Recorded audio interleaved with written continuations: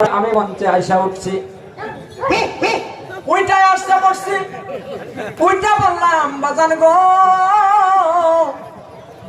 ও ভক্ত শ্রোতারা, আপনারা শুনে রাখুন, যেই বাড়িতে কুকুর আছে সেই বাড়িতে ফেরেশতা কোনোদিন প্রবেশ করবে না।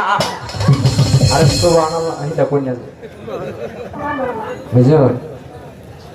পরে এটা কইয়া আমার এত হেলা গেছে বাড়ি ওলা, অনেক মেহমান আছে, খাওয়াইবো বাড়িতে, আজকে আসছে অনুষ্ঠান, সবাই তো দেখতেইব তাই না? তো ওনাকে ও অন্যজনের দেখতে গেছে, আমার মঞ্চে তো এটা হইনা হেলা গেছে গেলা গা ছেলেটা বসে ছিল বাজান গো, মঞ্চে বসে আছিল সারা রাত্রি ওয়াজ শুনছে, হেলা কিন্তু এলাকাতে হইনাই গেছে না, যে বাড়িতে কুকুর আছে এই বাড়িতে কোনোদিন ফেরেশতা প্রবেশ করবে না, এটাই শূন্য গেছে গা। পরে বাহিরে আর হচ্ছে না, একটু হলে আমি কইতাছি ও বাড়িতে গেছি, এই যে হেলা গেছে বাড়িতে, এটা কি টানছি, এতদিন ধরে 8 বছর ধরে পুতলারে ফালতাছি, এখন এটাই কইতাছে রাঞ্চি অত সুন্দর করে খাওয়ায় আমি মঞ্চে তুলছি, হ্যাঁ কইতাছে যে বাড়িতে কুত্তা আছে এই বাড়িতে বলি ফেরেশতা প্রবেশ করতো না। এইটাকে জামাইকে যখন আমি যখন এটা কইছি হেলা, এটা যখন হেলাকে কইছে, কইলে পরে কইতাছে কয় এটা তো ভালোই হয়েছে, কয় কি কও, এই যে হেলা কইতাছে গড়ের লাঠি, আপনারা ইশারায় বুঝলেন যে আমি কিন্তু খালি হেই যে কই, আপনারা বুঝুন যে লম্বা কথা কই দিতাম না।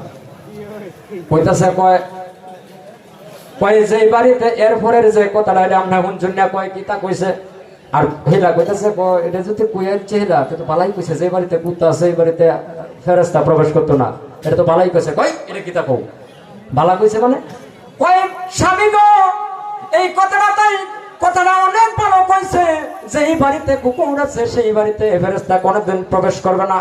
আজরাইল আলাইহিস সালাম একজন ফেরেশতা, এই আজরাইল আপনি আমার বাড়িতে আইতো না, আমরা কোনোদিন মরতাম না। সুবহানাল্লাহ, কয় সুন্দর কথা কইছে, কয় তুমি কি শুনছো? সন্তান সামনে পাশে বসে ছিল, কয় বাবা গো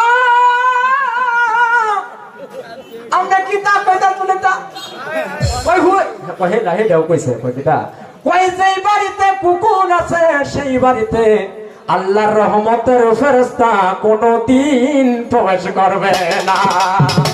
ওই দেখি তা কই লাগেটাই ভালো আছে, বুঝুন যে এই যে লাগাতে বাজে।